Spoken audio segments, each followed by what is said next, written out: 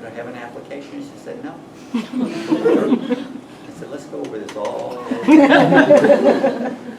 you have any openings for technicians, for masters? She said, yes. I said, are they funded openings? And she said, yes. I said, are they vacant? And she said, yes. And I said, do I meet qualifications? And I showed her my master's. She said, yes. I said, could I have an application? And she said, no. And I said, why? And she said, Ronald Reagan has frozen federal hiring so that no one can be hired in the federal government because the deficit is out of control. And if someone quits or takes another job or retires, we just leave it open, even though it's funded, because we can't hire. And I said, and how long will this last? And she said, well, it's his second year, and it looks like he's going to get reelected, so I'm guessing, 6 years? I said, I've got to get my dissertation. And she said, and I've got to get back to work. So I turned around, and I walked out, and she said, excuse me, did you hurt your leg? Remember the beam of light from heaven? Mm-hmm. Second beam. And my mother says, Donald, please, when people ask you a question, you don't have to answer honestly. Sometimes you can just shut up or say, why do you need to know? But I always just answer. And this time I said, why do you need to know? And she said, you're limping. And I said, yes, I'm limping. And she said, why are you limping? And I said, because I had polio at age 2 in the last big epidemic in the United States before the vaccine. And she said, you're disabled? And I said, yes. And she said, there's no hiring freeze for the disabled. And I said, oh my God, give me a hand. I can make fun of the disabled. I'm disabled. It has never done anything for me but give me that job and a parking placard. A lot of people have made fun of me over the years, and I never got picked for baseball or kickball or anything else. So I filled out the paperwork and I'm giddy, right? And I say, what do I do? She says, be here at 6:45 Monday morning. And I said, oh, I don't get up before 11.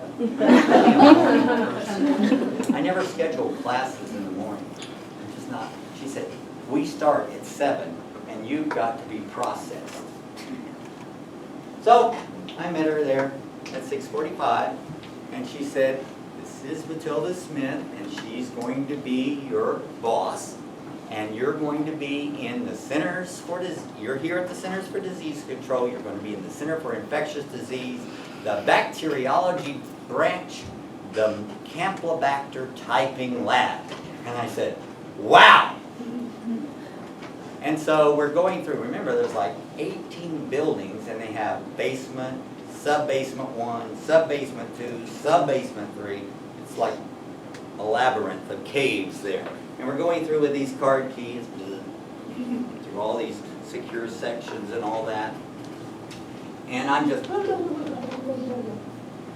And finally, she looks over at me and says, you do know what you're going to be doing, right? And I said, yes, Campylobacter typing.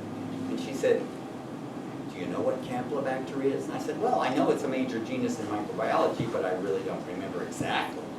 She said, oh, it's contagious diarrhea. I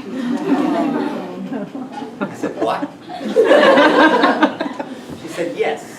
Everywhere in the world where there's a food outbreak of contagious diarrhea, we send people there to collect samples, which they send on dry ice overnight by FedEx, and a lab tech picks them up at 7 a.m. every morning at the Centers for Disease Control, thaws them out, dilutes them, and mixes them with antibodies prepared in rabbits to type the spread of different subtypes of Campylobacter infection so that we can trace the source.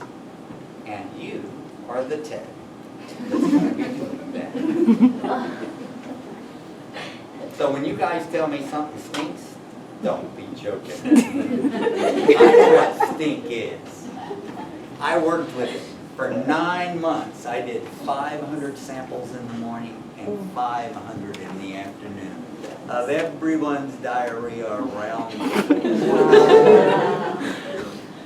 It was, I can actually turn off my smell. I can clean up poop anywhere, not even smell it. You'll learn to do that if you work with it. And every day when I went to the cafeteria, I looked. We had a huge cafeteria wall for transfers. And every day I got my little food tray and I went. Every transfer. 9 months later, I saw a little note that says, there's been a new disease discovered, 100% fatal. We do not have a treatment. We do not have a cure. We do not know what causes it. We do not know how it's spread. It's killing hundreds of people. No one will work with it. Please volunteer. We now call it AIDS. Then they call it GRID. And so I applied. Now I want you to think that I am wonderful, amazing, unbelievably courageous. But in truth, no more diarrhea was why I applied. And if it's a new degrees, new thing, new microbes discovered, is it going to be easy to write a dissertation? You bet. Nobody's ever done anything on it. Do you want to have your name, your dissertation associated with something new in diarrhea? My mother wouldn't even tell people where I was working. Oh, he's working with something with bacteria. She would say he's working in the diarrhea lab. So I volunteered. I also volunteered because I'm a gay man, which, by the way, guess what? It's not contagious. I don't need a boyfriend. Do not worry. I won't touch you, and don't come near me either. Okay? It's all okay. It's a big world. There's room for us all. But I volunteered, and that was the year they discovered HIV/AIDS, and I worked in that lab, and it was exciting and horrendous and scary and all that, and I wrote my dissertation, got my PhD, and set out to teach and do research, and was a freeway flyer here for 10 years. Anybody know what a freeway flyer is? That's someone who cannot get a permanent position at a college or university or a community college, and they teach one class at each one. So I lived in Long Beach. I got up at 5 o'clock. I had to be on the road at 5:30 because I taught microbiology at 8 o'clock at Santa Monica College. And to get from Long Beach to Santa Monica by 8, there's only 4 routes, and you got to be careful. You're either cutting across Inglewood, you're going around 405, which nobody ever is successful at doing, or you're coming up the 110 or going across the 105. I mean, it's a nightmare. And then when I finished micro at 10:30, I went to Pasadena City College and taught Biology 3 laboratory. And then at 4 in the afternoon, I went to El Camino and taught micro lab. And then at 6:30, and since 1986, I taught microbiology at night at Glendale College. So I went, I wore out 3 Toyotas. But one year, 1995, I interviewed here, and at Southwest, and at Santa Monica, and at Glendale, and people say, why in the world did you pick City? Why did I pick City? Because you are me. I'm a middle-class kid, grew up in South America, who had problems, who wasn't serious, who loves diversity, and look around you. I bet you there isn't 2 people alike in this whole room. You have more cultures, more languages, and more different kinds of people at this college than any place on earth. 166 different cultures are represented on this campus. Now, that can be very annoying. Some of you people eat strange stuff. My mother ate pig's feet. Ears But it is the greatness of America.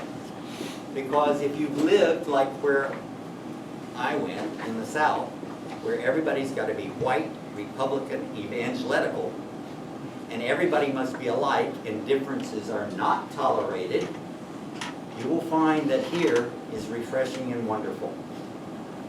The secret of America is that people from all different religions and cultures and languages and races approach the same problem. And when they do, they come up with a whole bunch of solutions, some of which are completely unique to their culture. If you have a monoculture and you approach that very same problem, you'll come up with several options, but not many different ones. And the secret of America is that uniqueness of so many people from so many different backgrounds and languages and cultures approaching the same problem with only one thing in mind, a solution. And coming up with unique solutions is typically in America and in mixed societies. So that brings us back to the point of we got to all work together. And I know that some people may rub you the wrong way. Personality conflicts, cultural conflicts. There's a few things that I won't tolerate. The moment you walk through that door, you're in microbiology class by Dr. Hicks. You will treat everyone with respect. If they get on your nerves, you will calm down and try again. If they still get on your nerves, you'll come to me and say, "This is getting on my nerves, can you help me with it?" You will not get angry or nasty or insulting. You will not say, "I hate those Turks, I hate those Armenians, I hate those gay people, I hate those lesbians, I hate those blacks, I hate those Hispanics, I hate those Mexicans." I do not want to hear that. You have the right to think it. Keep it inside your head. In this room, don't say it out loud. Do not come up to somebody and give them some little winky thing or give them a little pinch either. No sexual harassment. Nothing of this, "Oh, I have 42 copies of 6 years of his old test for a little." I'll give you copies. Ain't gonna happen, well, guess what? Everybody gets all the copies of all my old tests. Not with answers. What do you think this is? Grade school? But everybody has access to my old test. Nobody will be able to pull anything over on you. Do not do things accidentally, like sometimes, people will say, "Ooh, lean over." Don't do that. It offends somebody. If somebody offends you, remember the first thing you got to do is say, "Listen, I don't like somebody leaning across me. It makes me really uncomfortable." I'm that way. I'm also a hugger, so be careful. Don't get too close. I might just hug you because I like you. By the way, I like everybody until they prove to me they're really we'll go there. Okay? So, just be honest with each other. Be nice. Be patient. If you have a problem, come to me first. Try to solve it yourself, because usually it's just a misunderstanding. But if it gets more serious, come to me and we'll work on it together and we'll do something. Just don't focus on anything other than we're going to work together and we're all going to get good grades, which I consider an A or B. And by the way, don't come to me bitching about a B. It's superior. It is wonderful. Never look a B in the eye and be disappointed. B's are good. I give a lot more A's than anybody gives A's around here, but you earn it. And if you don't get it, I want you to get a B, and I'll be happy with that, and you'll be happy with that. And if you find a discrepancy, let me know. But nobody gets any points that not everybody has access to. Everybody is treated equally. And a computer assigns the grades. Now, if it comes to 1 point, I have some tiebreakers that we'll talk about that you can do. And there's 100 over-the-top bonus points in the course that can bring your grade up 3%. So if you have an 87 average and you do the bonus, what are you going to get? A 90, an A. So there are all kinds of ways for success in here. And that's what I do. There are, to get people to do what you want them to do, how many different ways are there? Just 2. Reward and punishment. I used to use reward. I found it doesn't work. I used to give people pop quizzes all the time. Every day when they walked in the door, they had a pop quiz. And every time they got some points right on it, I added 1/2 of those points to the next major exam score. So if they made a 10 out of 10 on a pop quiz, I gave them 5 extra points. Guess what happened? They studied like hell for the first 3 weeks. After that, hey, I didn't study. I can guess at 3 of them. Hey, and it doesn't hurt me. So reward doesn't work well, so on my bonus points, what I do is other things. I give pop quizzes, and we go over them in class the next time, and I use those pop quizzes questions on the exams. So it helps, but it's not a reward system where you get extra points for every pop quiz you get right. But anyway, so let's talk. That's my kind of history and philosophy. Anybody have any question about it? I'd like you to know a little bit about who I am. Have a beautiful laugh. All right. Yes, ma'am. Is everything still all about you? Yes. That's my joke. And some people don't get it. Lots of people don't get it.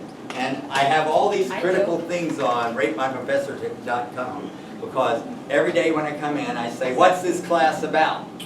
And most people say, microbiology or the microscope. And I said, no, it's not. It's about me. Me. Now, what I mean when it's about me is that story I just told you. It's about the mistakes I made that I don't want you to make. And I'm going to try to show you what to do not to make those. It's about me sitting right where she's sitting right there and remembering how that felt. And putting myself in that place and saying, how can I do this better so that you can understand it easier? And every term, I change the class. Every term, I take your suggestions that you give me, I'll ask you on the last day about what you think can be improved or might be changed or you think might be unfair. And I sit there and think about them and bounce them off of other people other teachers and the lab tech and think about what I can do to change. Like this. Now, it may have taken me 10 years to get this up, but I really did it. And don't I take their suggestions? Because she was my lab tech for a while. Yes. All right, so anyway, here's the website, and it's accessible. And this is this index page, which basically is the syllabus and contact information. And I want you, the most important thing is you must read the assignments, the daily assignments every day. And please pop this up on your smartphone or something before you come to class, like before you leave home. Because in the occasion that I'm absent, sick, I was sick a good bit. Last term I had gallbladder, whatever you want to call it. See, I told you, I tell them everything people ask me, gallstones. Never mind. And so I had to put up, I'm going to be absent today. Please do the following things in lieu of class or whatever. So always check right under this. There will be something in some bright color if I'm absent. Yeah. Don, I cannot access that website. Let's see. Is it HicksMicro.blogspot.com? Oh, dot. Oh, okay. You probably did what I did. I typed blogspot all the time. Yes. Okay. You know how those darn computers are so unforgiving. Just one little letter is real nearby. All right, so anyway, today you must attend and assign the official road. Somebody tell me when it's 4 o'clock, and that's when I'll auction the things off. Attend and sign, and if you didn't show up today, I will give your seat away. And if you want to add, you go on this list, and just while I'm doing that, I am going to give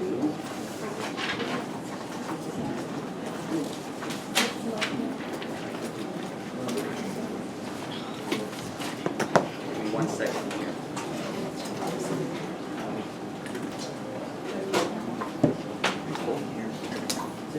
fix one of these labs are freezing. So that microwave, we don't need it. Ah, there they are. I need a victim.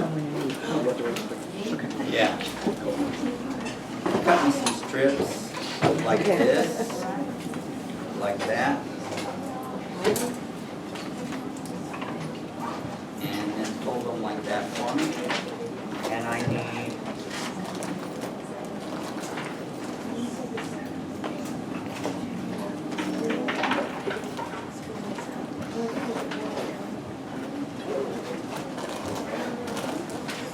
I need 27 of them.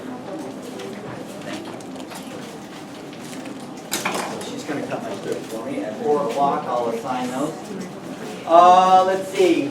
Know the attendance rules. What are the attendance rules? You must sign the roll every day until the second week of September. After that, I will take attendance through giving a pop quiz every day. I know what I did, never mind. But you must sign the roll sheet every day so that I have a record of who's here. What about makeup tests? I don't give them. I do teach the class 3 times each week, actually 4 times each week. And should you miss a chapter test or then you can take it in one of my other classes if you get to me quick enough. If you miss one of the 3 major exams, lab practical 1, the midterm lab practical 2, and the final exam, then you're going to have to take an I and come back another term. And a lot of people say, that's outrageous. I had a doctor's excuse. I was run over by a cat. And I have proof. Well, the microbes are grown for a specific time. And when they're ready, they're ready. And I can't wait more than 24 hours. That's it. So they're ready when they're ready. And if you're not ready when they're ready, you have to come back the next term and take a major exam. So the major exams are the midterm lab practical 2 is 20%, and the comprehensive final exam. Final exam is offered 4 different times on 3 different days, so surely if you're sick or have some major family responsibility, we can move you around. This one is like the most major one. You've got to take it on the 1 or 2 days it's offered. This one is about the same, but not quite as strict. So this one's super, super, super. You've got to be ready on that day, because those microbes are ready that day. This one not quite as much, but pretty much. And this one, almost anyone, we can find a way to give it to you if you miss it. Then we have what we call chapter tests, and they happen about every 2 weeks to 10 days. And I give them 4 times in a week, and if you have a doctor's or approved excuse, I can usually give it to you in another class. The other evaluation, and by the way, the chapter test, if we take 10 of them, and remember, each one of these also counts as a chapter test. So it is written down as a chapter test as well as a major exam. And we take these 3 plus about 7 others that we take during the term equal your chapter test, and I drop your 2 lowest. Your 2 lowest scores. If we have a total of 10 recorded. And that average is 25% of the final grade. So the 3 exams is 60%. 20 here, 20 here, 20 here. Chapter test is 25%. What else? You have a lab record book. If you've got a finger and can write and copy off the boards, you can get 90% or above on your lab record book. It's keeping what I write on this left-hand side of the board and what we do in lab in a composition style book to be turned in on the last day of class as a legal record of what you did in the class. Any idiot, excuse my French, can get a good grade on these. Although I do have people that turn in 6 completed pages. Now, every time we do something, you get a stamp. You know what kind of apple? Not that kind of apple. All right. So the lab record book is 3% of your final grade, and then the whole lab is oriented around one thing. I teach you how to use the microscope and how to stain microbes and how to focus them and the theory behind them. And then I give you a bacteria, and you perform 61 nutritional experiments on it to see what it eats and what it poops. Collect that data and determine what it is, just like we do if you go into the hospital with an infection. We take a sample and we run all these tests on what it eats and what it poops, and that tells you what the name of the microbe is so that you can then prescribe the antibiotic to treat it.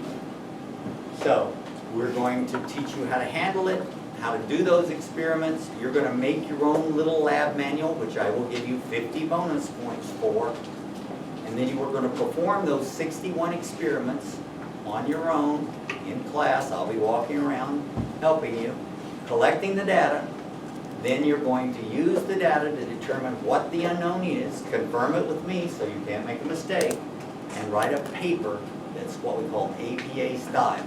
It's a 10-page American Psychological Association style unknown report. Don't freak out if you're not good in English or you don't know how to write reports. Science is wonderful. You know why science is so wonderful? There's no BS. It's modular.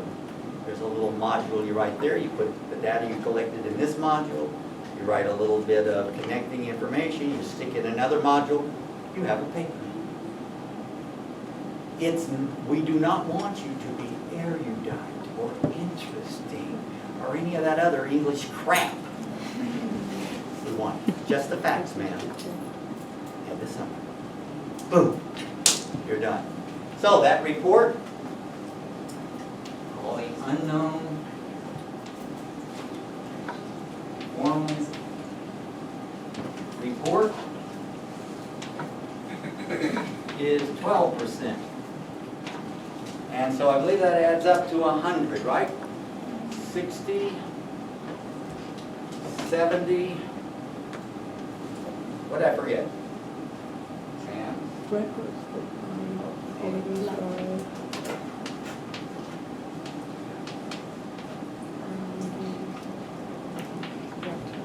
a 10% I've forgotten in there somewhere.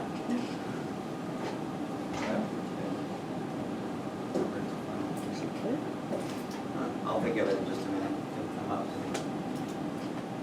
About the stain cards. That's the bonus. It adds up to 100, doesn't it? It does? Yeah. Okay, I just can't add.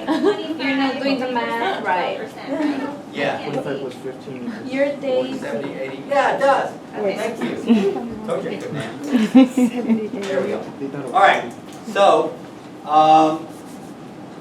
be careful on attendance. For God's sake, you're going to choose to be absent. Choose to be absent, not on a chapter test day, and particularly not during those just 3 days. Surely, by odds, you should not be absent in 3 days that I picked for the 3 major exams, and only one of them is super critical. All right, so if you happen to miss a chapter test and you are in the hospital during the whole time I'm offering it, it can be one of the ones you drop. Next, I want you to record the address of this website, and I want you to go through every menu. I want you to know where things are, so if I say go there, you know where to go. So that's what this means. Record and peruse the whole website.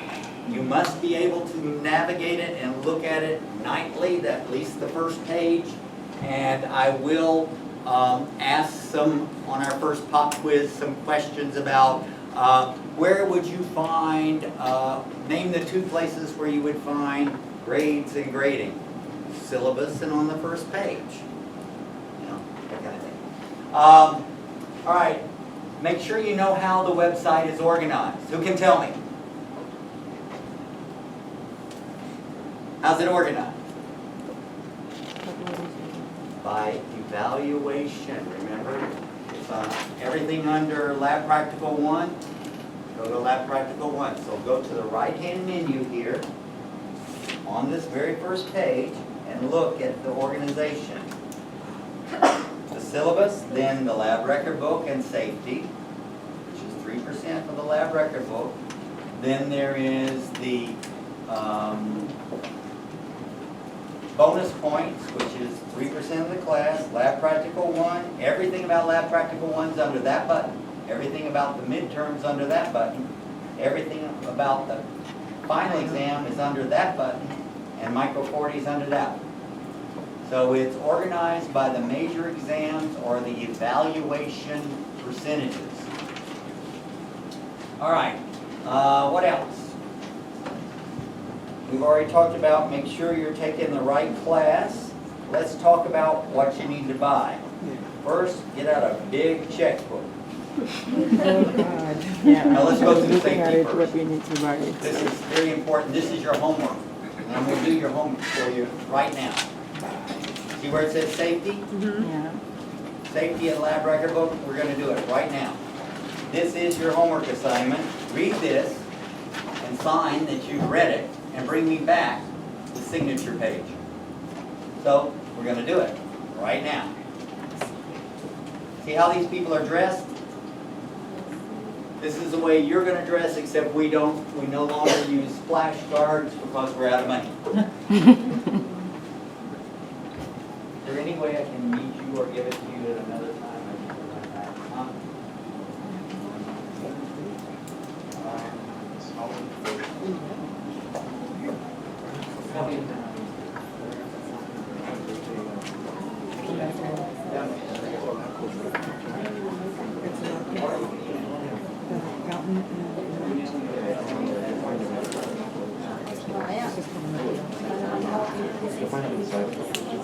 Sorry, I promised him a reference saying he was Jesus Christ, and I hadn't got finished with it yet. And by the way, he did a great job. He made a flat-out A. All right, so anyway, everybody listening? Just sit back. All you have to do is listening. In my class, almost everything is already printed out for you. So you will just print things out and just add yourself a little notes as you go along instead of trying to write every word. Because I find that here, what's this class about, ma'am? You. That's right. I have a learning disability, dyslexia. And I didn't learn that I had it until I was a sophomore in college. And what I discovered is that there are 11 major ways that people learn. Did you know that? No. You think that everybody learns the same way, but it's not true. But in college, did you know that we only teach 4 ways? We only teach lecture note, lab, which is hands-on, memorization, and essay. People learn a whole lot of different ways. You know how I learned? And I didn't discover this until I had screwed up so many things. If I outline something once, I never forget it. I don't know why. That's just the way I learn. So what do you think your notes are in? Outline. And so I have an outline that you can print out, a PowerPoint outline that you can print out. You just add what you need to it, and hopefully that should be fine from you because I have a guarantee for you. If I didn't specifically mention it in class, and it was on your PowerPoint, or I didn't say, oh, I forgot, this also will be on, it won't be on the test. And if you find it on the test, it's free for everyone. So if you find something I didn't cover, or didn't specifically say, go to page 23 and read that table, then it won't be on the test. I don't believe in games. Remember, I had so many teachers, and more than half, were crap. I had so many where I studied, I read the book, I took copious notes, I came in, I sat down for the exam, and I go, where the hell did this come from?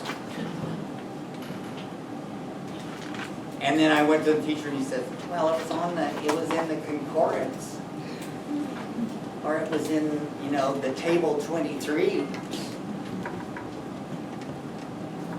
Or it was in the first edition when I took my notes 20 years ago. So, anyway, it's going to be there, and so you don't have to write all the time. All you have to do is know where to go and find it, and just listen.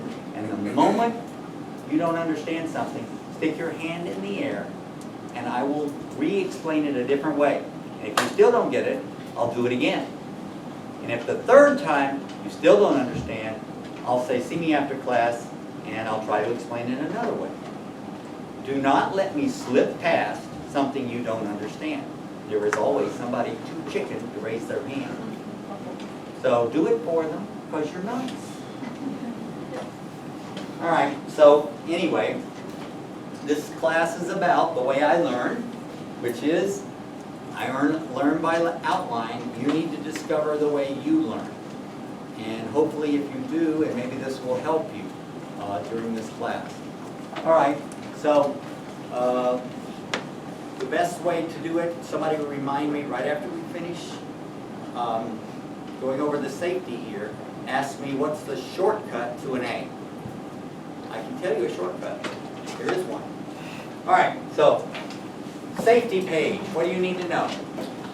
The universal precautions was a way of dressing healthcare workers designed by the Centers for Disease Control in Atlanta during the late 1800s and early 1900s so as to prevent the spread of the most contagious transmissible disease known to man.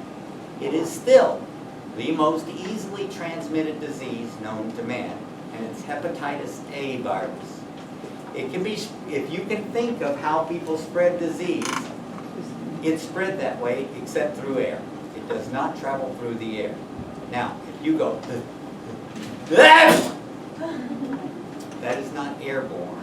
That's droplet if it's within 6 feet, 3 meters.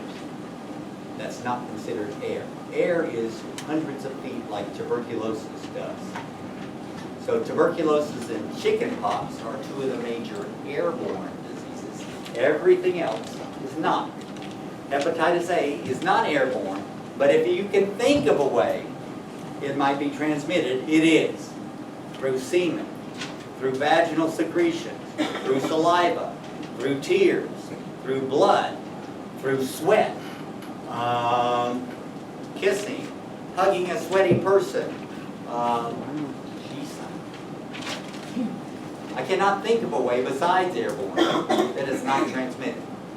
So, the job of the people at the CDC was to find a way to dress healthcare workers so they wouldn't transmit hepatitis A if they had it to a patient, or from a patient that had it to a healthcare worker.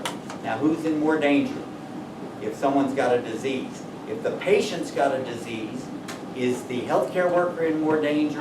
Or if the healthcare worker has a disease, is the patient in more danger? The patient is always in more danger. They're in the hospital. Their immune system is down. So things that you carry on you that normally do not make people sick will make a person that is severely ill, it will kill them. So, remember, the person that's always in most danger is the patient from the healthcare worker, even a seemingly healthy healthcare worker.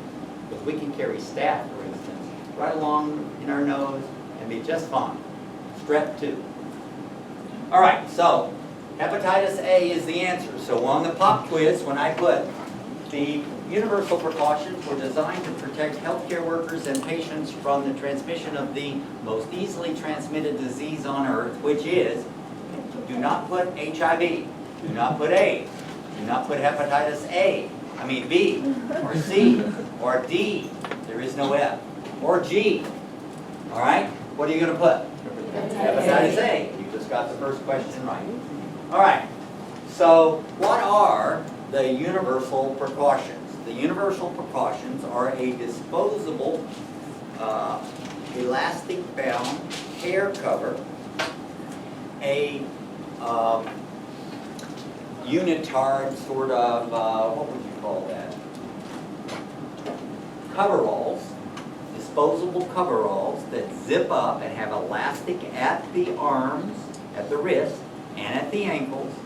A pair of disposable shoe covers, 2 pair of latex or nitrile gloves, a fitted HEPA filter mask to prevent airborne, and a splash shield. That's the complete universal precaution. But so many illnesses are not airborne, and so many do not have splash requirements that they said it's really too expensive and too cumbersome to dress in the complete universal precautions except where indicated by the disease you're treating. So in most healthcare situations and in the laboratory, we use the incomplete or partial universal precautions. And those are a long sleeve lab coat that reaches below the waist, and a pair of latex or nitrile gloves, and a face shield if splashes are possible. And that's called the incomplete universal precaution. And with that, since we don't have chemicals or microbe splash problems, we have eliminated the splash shield. So in here, we use the partial universal precautions, which are a lab coat with long sleeves that reaches below the waist, and by the way, it has to be cotton or cotton blend. It cannot be artificial, but it can be the disposable type. And nitrile, preferably over latex gloves, because so many people have developed latex allergies. Latex is a very small molecule that can cause allergic responses, and so most of the time we use nitrile gloves that no one has developed allergies to. All right. So in this room we will be using the incomplete. Who can tell me what they are? What 2 things do you need? Lab coat. Lab coat. A lab coat. Short sleeve? Long Long sleeve. Can it come up to here? No. Can it show your belly button? No. Okay. Can it be made out of polyester? No. Okay. Oh, by the way, if you have long hair, long beautiful hair, has to be tied back. Yes. We have had flaming students. Yeah, Bunsen burner, lean over, whoosh, and to throw her down, roll her in a blanket. So, yeah, Oh my God. we also used to say closed-toed shoes, but nobody wears those here. So I kind of just don't mention that. But normally they do require closed-toed shoes. But for us, just a cotton or cotton blend coat that's long sleeve that reaches at least to your waist or a little bit below it. By the way, if you go to the website or on this, you will see that most of these you can pay $30 or $50 for. There's a wonderful little place called SassoonScrubs.com downtown. I believe it's on Myrtle Street. I forgot what it is. It's very easy. You can go to their website. It's listed on the syllabus. It's only $15. 50 bucks. And, Don't even put your name on it. For another 5. all right? Do they also sell the face shield? Yeah, but you don't need the face shield. You don't need them anymore. We don't do it. Okay, so let's go on. Do we use deadly pathogens in here? No. No. Is it possible that any of the pathogens we use in here make anyone sick? No. Yes. Yeah? Never. Oh, yeah. If a person has an affected immune system, if they are on steroids, radiation therapy, chemotherapy, have an immune dysfunction, or have a T cell or HIV with a T cell less than 200, anything will make them sick, and these can make them sick. But these are not human pathogens, and they will not make you sick. What if you are pregnant? Want to be pregnant? Practicing to get pregnant. Tonight you hope to get pregnant, or tomorrow you are pregnant. Can you take this class? Yes. state of California has determined, and Cal Ocean, the federal government, have determined that none of the microbes cross the placenta or in any way harm you or your fetus. That is not the excuse you need to skip this class. So you can go ahead and try. Okay. Let's see. What else do I want it to be? Oh, just FYI, someone tell me some of the animals that would get sick if they came in contact with the microbes we use in this class. Birds? Reptiles? Cows. Okay, so if you have a snake at home, make sure, really I'm serious, if you have a pet at home, you know, you have a cow in the backyard. Right? I love cows, I work with them all the time. But remember, wash your hands and launder it. If you take your lab coat home to launder it, keep it in a plastic bag and launder it. And remember, all the washing detergents and all that will kill everything, so it won't be a problem. All right, we have biosafety level 1.5 in this room. 1.0 means we're not dealing in dangerous things, and all you need is a lab coat. You don't even need to wear gloves, like, you know, plant diseases or something. But we deal in 1.5, and that's just a little bit higher. The microbes are harmless, number one. But when microbes are out, we have to have the doors locked. And then you can't bring your kids or your mother in while we're working in lab. You have to have the lab attire on, which is the coat and the gloves when microbes are out in the room. If you have to go to the bathroom while you're in lab, you have to take the gloves off and throw them away, take your coat off, wash your hands, and then go to the bathroom and come out. Don't go out in the hall with a lab coat on, gloves on. It scares the sensitive people out there. You can't tell them that we don't deal with deadly microbes. They don't listen. They're just screaming and running up the hall.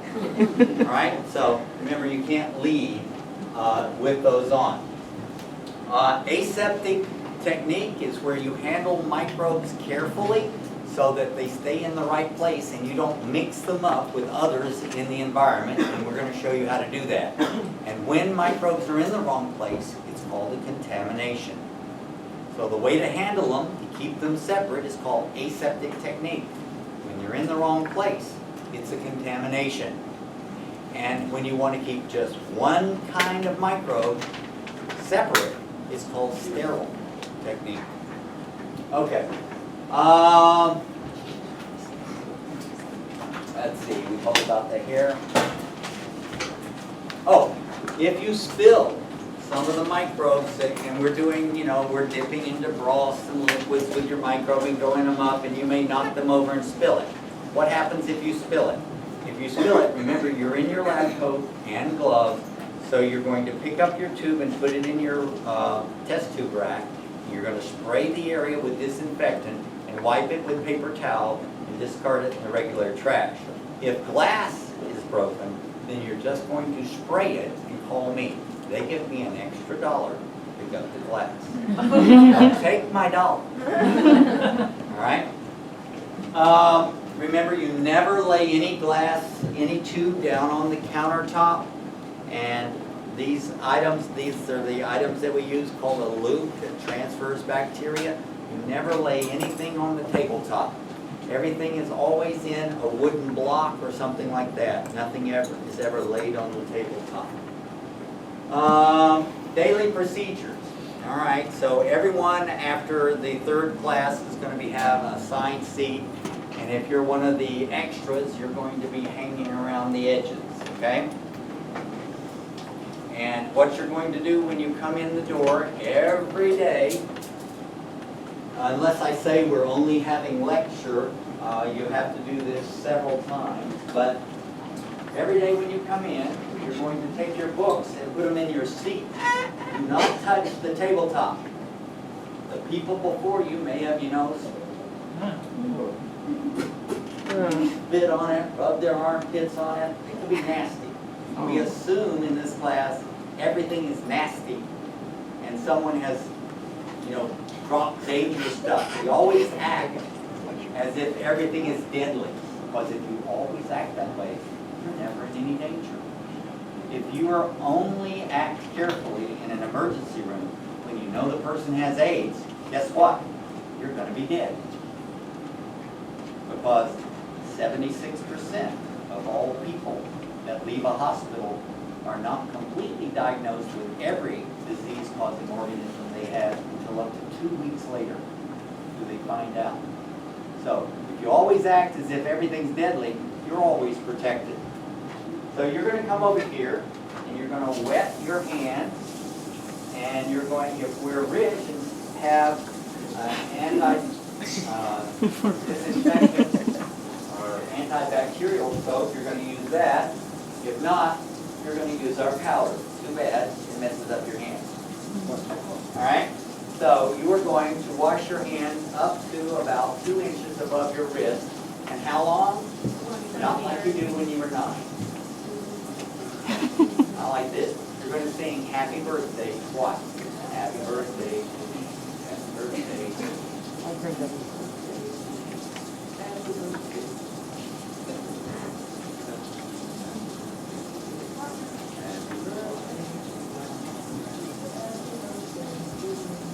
Get around each nail, and get it between each one, and then you're going to be very careful to get every bit of the soap off.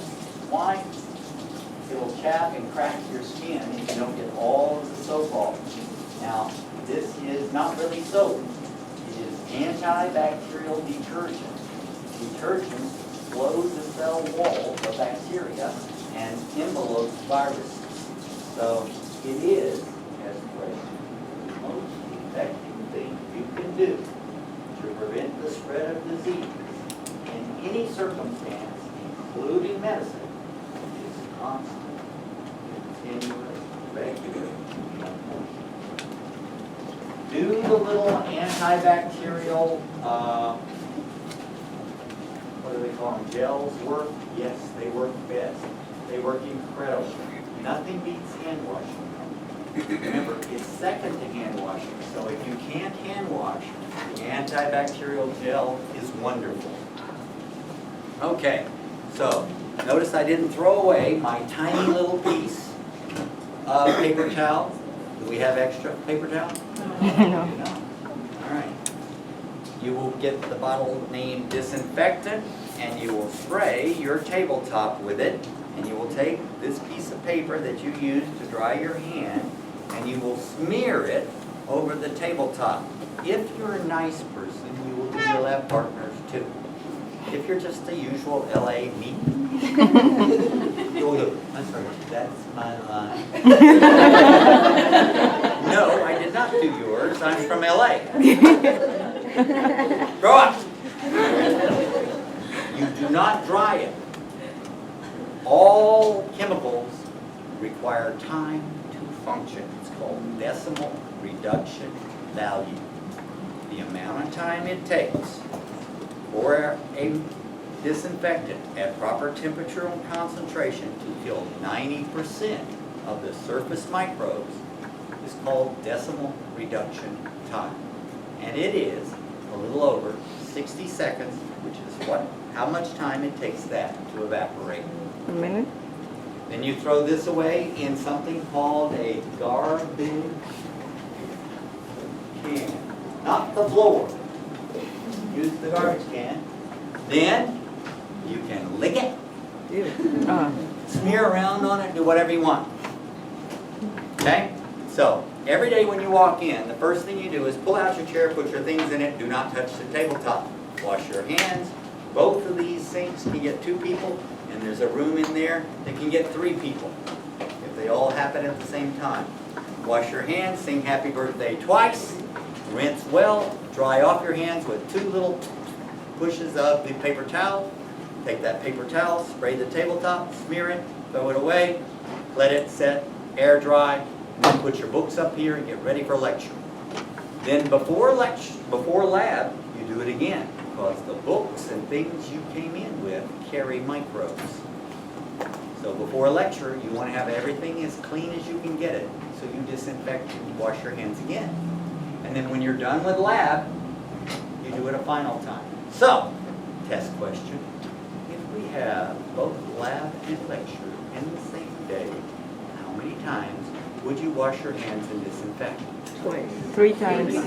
Before lecture, after lecture, and before lab, and after lab. 3 times. You won't believe how many people miss that question. Okay, what about it's lab time? What do you do with your stuff?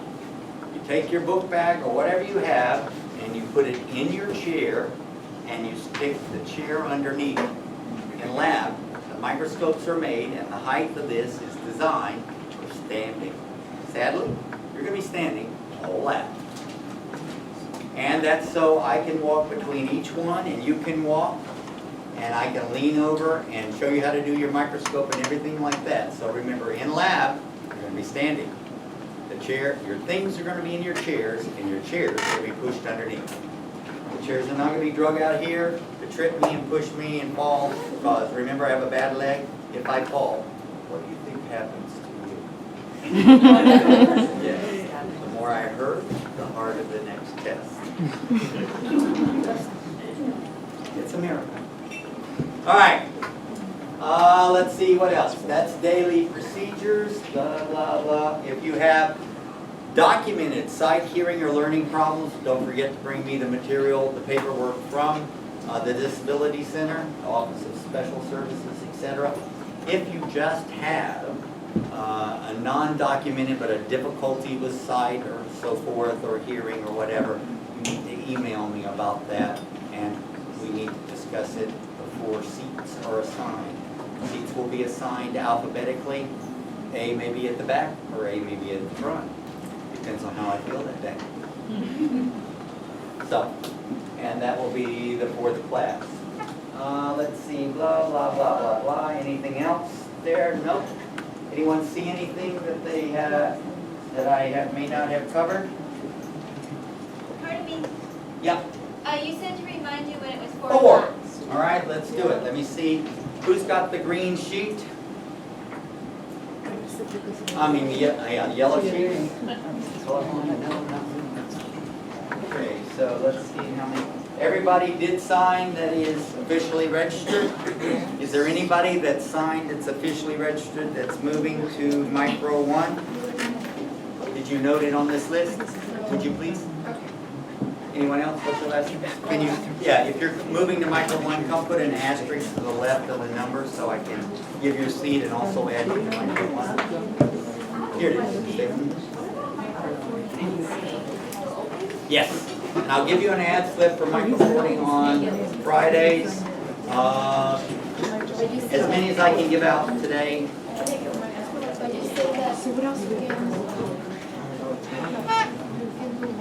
Hurry up, we need to write.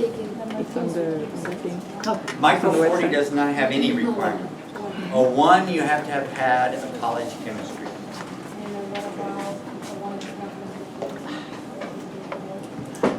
You can 40. That's perfect. That's good for anywhere. It is officially scheduled from 9 to 12 on Fridays, but you only have to put in 2 hours 3 times during the term, and time period is from 9 to 4 on Fridays. This is all 13, right? Perfect. For 2 hours. Any 2 hours. 2 hours. Like you can get here anytime. Yeah, and you don't have to come each time. You just have, like for instance, oh, we did the gram stain and you got it just fine. You don't need to come when we're doing the gram stain that Friday. But you have to. If you're having difficulty or you want to have a study group, and now you are my How sad, right? Can you make some micro 40s for me?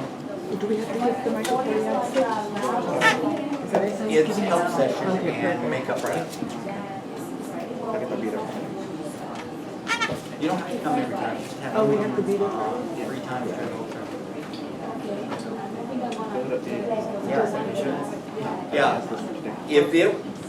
If I was, the tooth fairy, which a lot of you probably think I am,